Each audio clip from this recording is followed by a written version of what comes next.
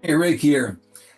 Another take on the concept or mindset of everything begins and ends with gratitude.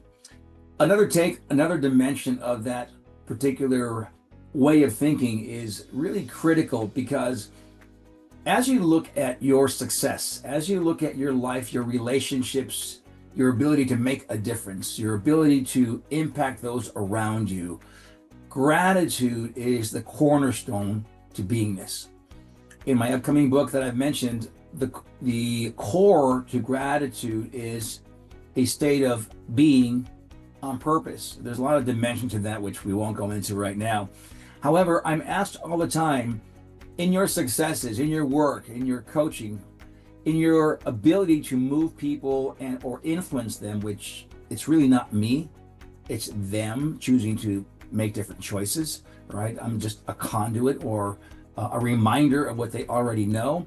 Gratitude is not the absence of ambition. It's the recognition of presence, of the self-reflective aspect of what they do in terms of how they behave, right? It's choosing to begin from from fullness rather than lack. I know it's kind of deep, but stick with me if you're interested in the nuance that we talk about as to how to make a difference, how to impact, how to influence those around you, because gratitude creates coherence.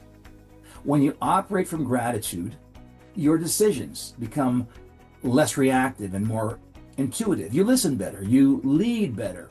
You see people around you not as threats or tools, but as allies and mirrors. Gratitude is also a kind of intelligence. It sharpens focus, it regulates emotion, it opens the door to creativity. One of the core beliefs in conscious leadership, you may have heard me mention, is that the energy of conscious leadership, the awareness of conscious leadership precedes outcome. Think about that one for a while. Because in that framework, gratitude isn't a reward, it's a prerequisite. When we start from a place of appreciation, we set the energetic tone for our environment, for those around us. We elevate those around us. We create space for trust to emerge. And trust, in turn, becomes the foundation for high performance, right? 2 plus 2 equals, right? That's why I often say gratitude is architecture. It's not a feeling alone, it's a framework, it's a mindset, a design principle. A leader grounded in gratitude builds cultures that are resilient, not reactive, that they're innovative, they're not insecure. And it's not just about saying thank you, which is part of it, and we start there, right? It's about choosing to see value, especially when it's hidden, inconvenient, or evolving.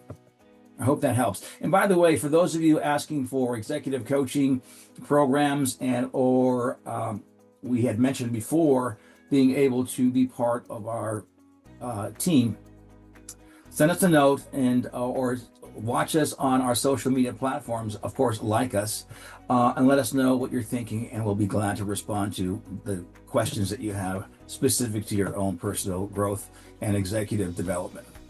See you next time.